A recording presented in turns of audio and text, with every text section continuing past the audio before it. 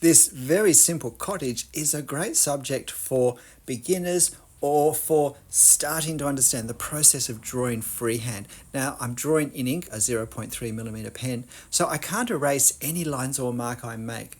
And that makes this a great way of drawing, even from the start, to really focus on our process, our observation, and accuracy in what we do. It's easy when we use an eraser to think, oh, I'll just rub it out if it's not right. So I start with the door because that's the easiest shape, the simplest shape, and it's in the center, and I seek to draw the door at the right proportions. Now, I've drawn it slightly longer because I'm going to come up slightly from that lower line for the actual base of the door. There's a step there as well, a small step or a ridge of some sort. So now I'm going to draw this little awning over the top of the door, and I'm basically looking at the gap between the door and the brackets on each side. We're almost looking at this straight on. We're slightly to the right. It's also worth noticing that the door is not actually set into the dead center. It's also set slightly to the left. So it's easy to have presumed the house was perfectly symmetrical. And this is why we need to observe when we draw more than is necessary to observe when we're just living day-to-day life. Now you'll see I've put a little vertical line at the center of the awning. That's just to show you that that's what I was looking at. I was looking at the height of the upper horizontal line from the lower horizontal line, and that's the space I tried to capture. When we're drawing very thin spaces, we need to be aware as well that our pen has a thickness. It has a thickness that the photo doesn't have. So if we have a lot of lines close together, if we have the space appear the same as in the reference, then all of those spaces stacked on top of each other will end up taking up too much space because we're doing a thick line where there is no line on the reference. So that's something we have to compensate for by reducing the thickness of the spaces, or we choose to use a thinner pen for the drawing.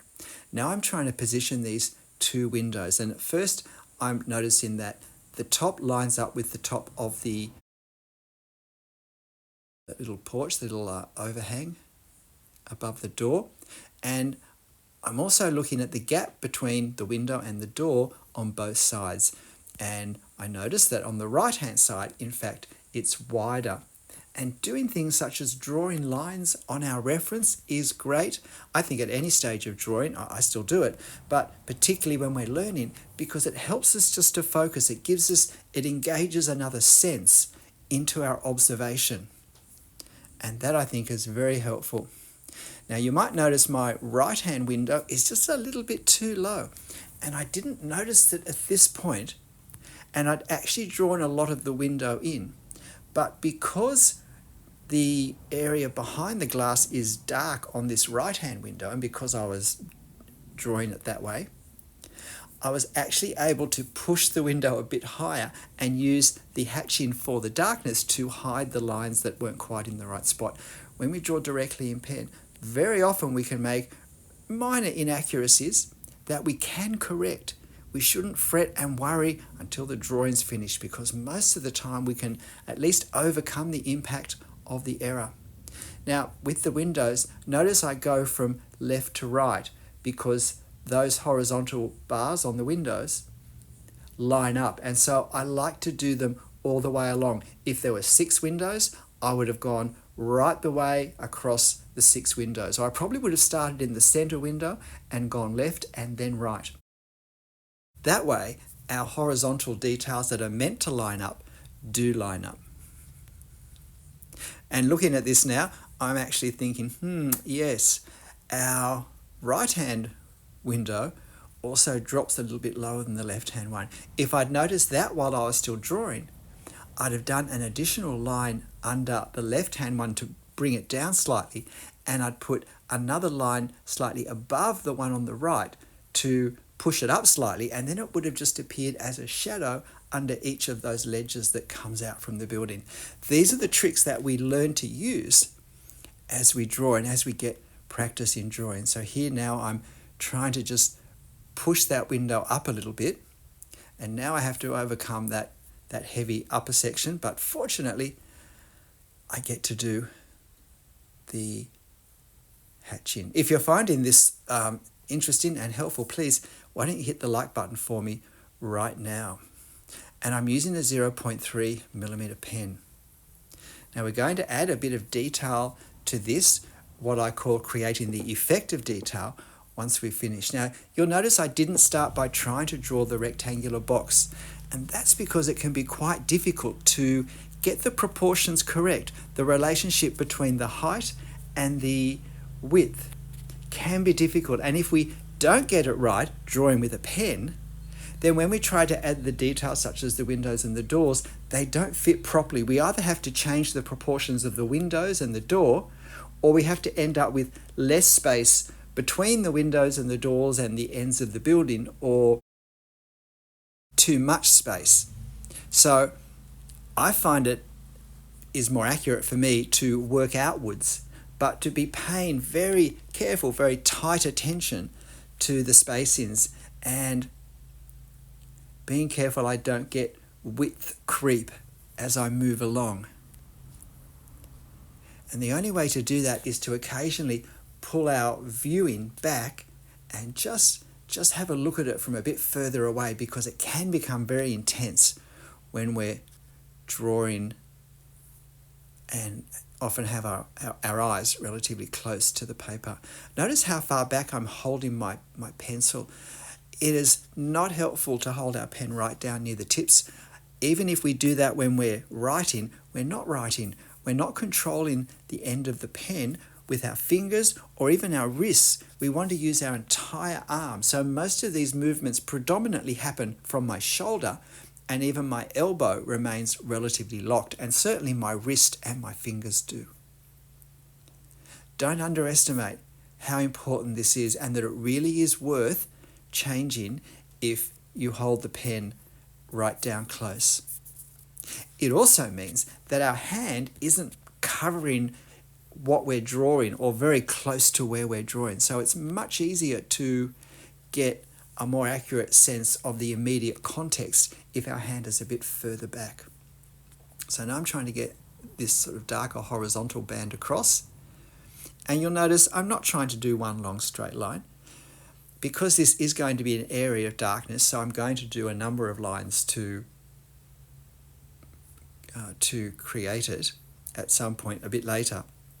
The important thing is that I get them relatively straight though, but I can be correcting a series of short lines if I see them starting to drift up or down as I go across far more easily and accurately than if I try and do one long line.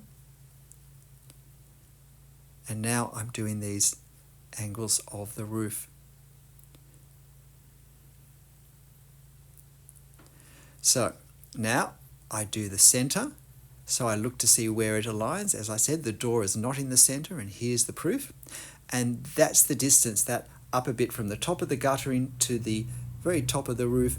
I'm looking at that vertical distance, and then I'm pinning that. And now you'll notice I do a few dry runs here with my pen, and then I just try and do a very light line as much as I can with this pen before I just go a little bit harder and lock in that line. And there we have that. Put the little, notice with that little decorative bit on top, I actually put my pen at the height I wanted it to be, and then I came down to the roof. If we go upwards, I found in practice it's very easy for it to go too high. Now, you're watching this in real time, so this is my actual drawing speed. This does push me a little because I'm trying not to have lots of gaps between things. Now you'll notice with my lines on the reference for the chimney, I'm lining the chimney up with the decorations, not the decorations, the architectural details below, the window basically. I'm looking to see where the sides are. And the really big thing to pay attention to with things such as chimney is scale. It's so easy, particularly when there's a little bit of detail in a chimney such as this one, to end up drawing it too large so that we can draw all the detail. We have to never let the detail overwhelm the scale. The scale how large it is we're drawing will determine how much of the detail we should try and draw and how we should try and draw it. So keeping the chimney relative in size, in scale to the rest of the building is always something to pay attention to. And now there's this pathway. I don't intend to draw a lot around the base because I don't want this video to be too long, and I genuinely wanted to keep it to actual time. There are no parts taken out and there are no parts sped up. And if there's the odd gap, that's when I edited this where I had to cut out some of the dialogue where I said something wrong.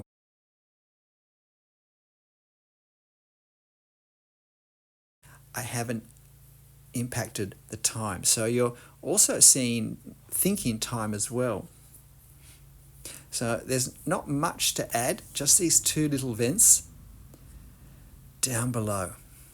And so there's that line. So now we get the door in the proportion I was hoping would be correct when I drew it at the start.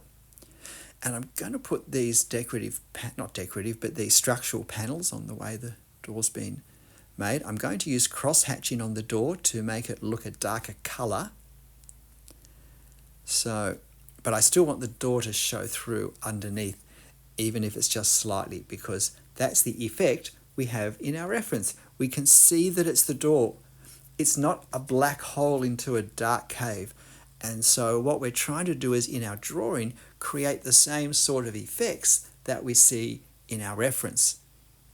And so cross-hatching is not just for shade and shadows, but it's also for capturing the actual colour of an object. We call it the local colour, the way that colour looks in average light, not too bright, not too dark. And as some local colours are darker than others, and we can find out how dark they are if we use one of the apps on our phone and we remove the colour, we desaturate the colour. Now we can see what the value, the darkness, or the light and darkness, the value of any part of our drawing is. And that's helpful to know when we're creating lights and darks in a pen drawing by cross-hatching, or whether we're drawing with a pencil and we're using graphite. It helps us understand how heavily we should press and how dark a value we should create in relation to the other values around. So now I'm strengthening this line, this darker line across here, and this is where I can also improve, I think, the visual appearance of that slight wobble on the right hand side. So as we start to put our final marks into place, this is where we do want to stop and look and work out how can I improve any faults. And now we're continuing to now capture some of the detail, but we're really just drawing the effect of the detail. But I want to make clear that this is a corrugated iron roof and that it's a large sandstone blocked building without drawing all the corrugations neatly and without drawing all the blocks of stone. So I need to create the feel of this detail without laboriously trying to draw it accurately.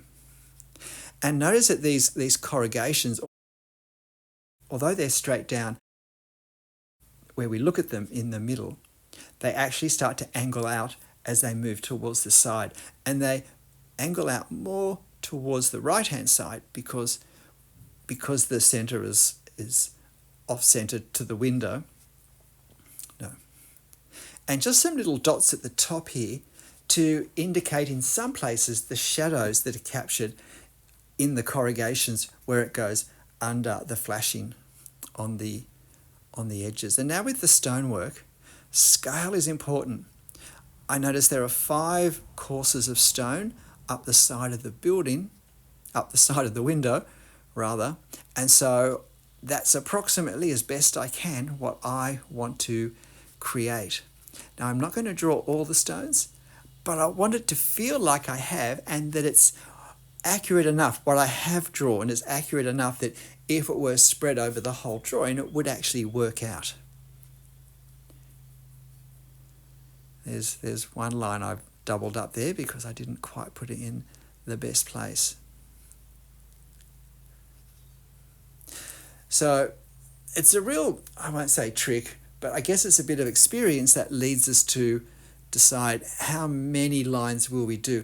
If we're doing brickwork, I tend to do less because there are more lines close together because the bricks are so much smaller in relation to the wall. But in this case, that's not the case. And I'm not bothering to do these vertical lines in the exact same places.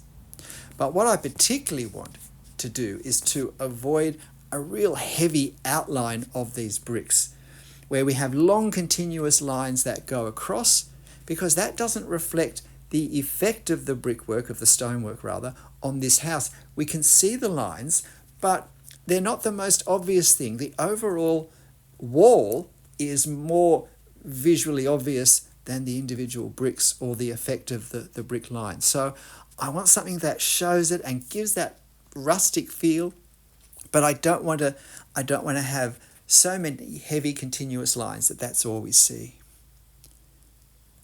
And the same with the corrugated iron. You can see I've tried to capture the feel of that.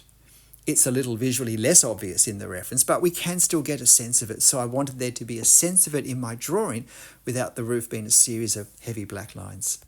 G'day, I'm Stephen Travers. Why not check out my playlists to help navigate around the many videos I have on my channel. But in the end, whatever you look at, whatever you draw, however you draw it, however it turns out, make sure you have fun. I'll see you next time. Bye.